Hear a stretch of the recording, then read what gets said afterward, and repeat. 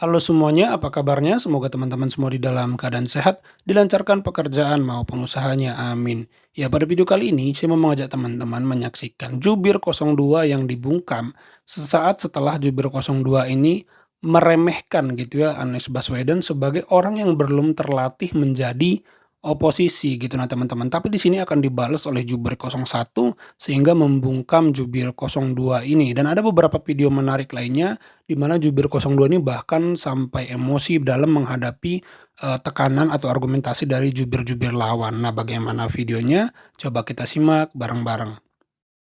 Supaya Mas Anies bisa melatih dirinya menjadi oposisi yang otentik. Karena kan beliau belum terlatih sebagai oposisi, karena beliau di pemerintahan terus dipecat, baru kemudian merapat ke Pak Prabowo jadi gubernur dan seterusnya, kan belum terlatih. Bahwa Pak Anies ini dipecat, ya, yang tahu rakyat Indonesia ini dipecat dengan tidak hormat itu, namanya Prabowo Subianto, dianggap pelanggaran pengkhianat bangsa, kabur ke Jordania, itu ada semua datanya. Jangan kita ngomong tentang orang lain, diri kita sendiri pengkhianat gitu loh. Ya, tampaknya ada dua hal ya serangan Anies yang membuat kubu 02 ini dendam gitu ya teman-teman. Pertama itu ketika Anies memberi nilai 11/100 kepada kinerja Pak Prabowo, di mana Pak Prabowo tampaknya tidak terima karena dalam berbagai kampanye selalu diulang-ulang perihal hal itu gitu ya.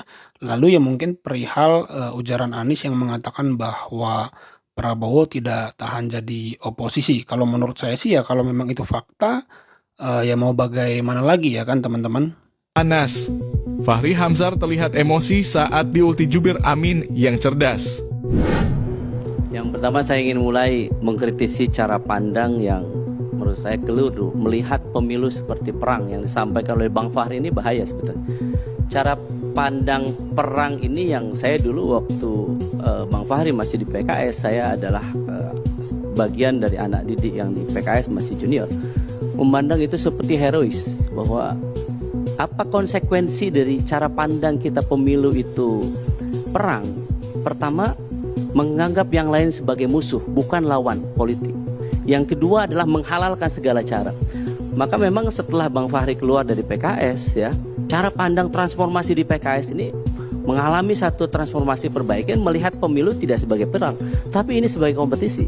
Mohon maaf, ketika Presiden PKS Pak Sohibul Iman, kemudian Pak Ahmad Syaihu gitu, saat ini, inilah menurut saya yang berbahaya. Ketika perang memang menghalalkan segala cara, maka apa yang terjadi saat ini? Saya mohon maaf, yang terjadi saat ini satu, politisasi hukum, dua, politisasi bansos, tiga, politisasi ASN. Ini yang terjadi sebetulnya. Kenapa saat ini yang terjadi? Selesaikan saya dulu. Ini bagian dari saya.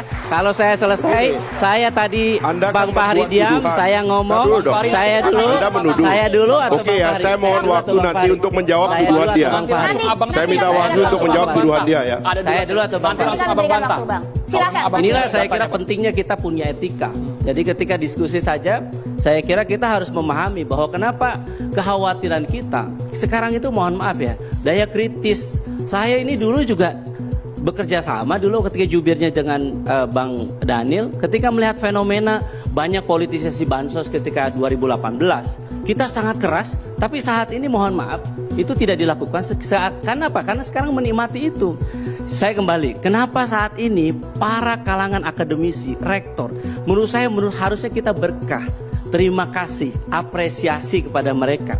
Karena apa? Ini sudah offside. Saya katakan bahwa politisasi hukum sudah jelas ini. Pertama, politisasi hukum sejak MK memutuskan, kemudian MK, kemudian memberikan tegur hukuman, pemberhentian terhadap pamannya Gibran. Ya. Terus yang kedua adalah saat ini di KPP menguatkan bahwa ini dipaksakan, bahwa ketika seseorang anak presiden, ini saya harus katakan bahayanya negara kita.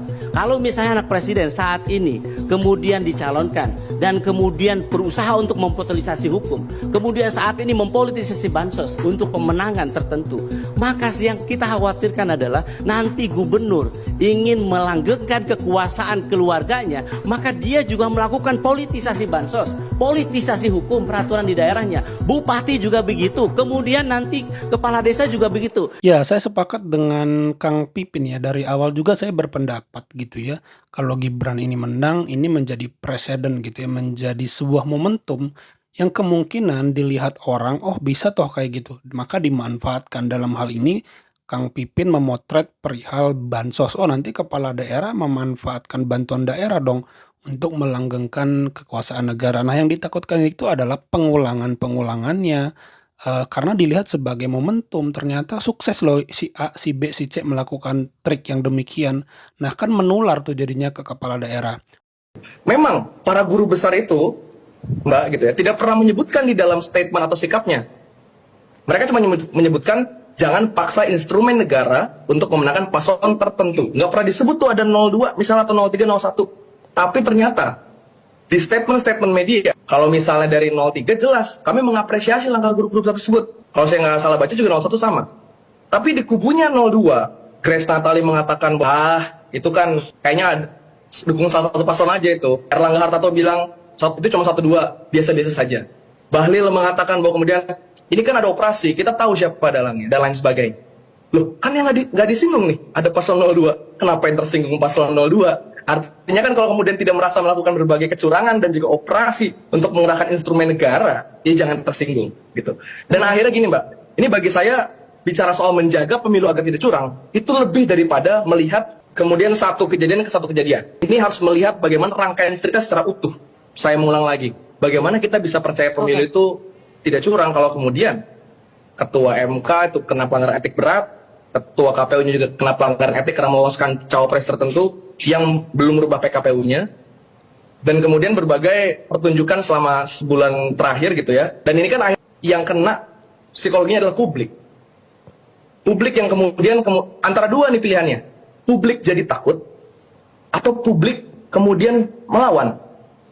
Saya misal kasih contoh, waktu itu ada Presiden Jokowi datang ke Gunung Kidul, ada satu perempuan kader PDIP yang berani menentang Pas Pampres karena diminta menurunkan bendera-benderanya PDIP. Sedangkan bendera-benderanya dari koalisinya Pak Prabowo katanya nggak minta diturunin. Dan kemudian di sana keras, ada penentangan dan lain sebagainya, sampai kemudian ada kekerasan juga. Dan Pak Hasto akhirnya bikin press conference, bahkan ngasih VN-nya, suasananya kayak perang, segala macam. Ada kepanikan nampaknya dari salah satu paslon tertentu, merasa bahwa elektabilitasnya nggak naik-naik, maka kayaknya perlu deh mengerahkan instrumen negara yang lebih masif lagi untuk memenangkan pemilu ini.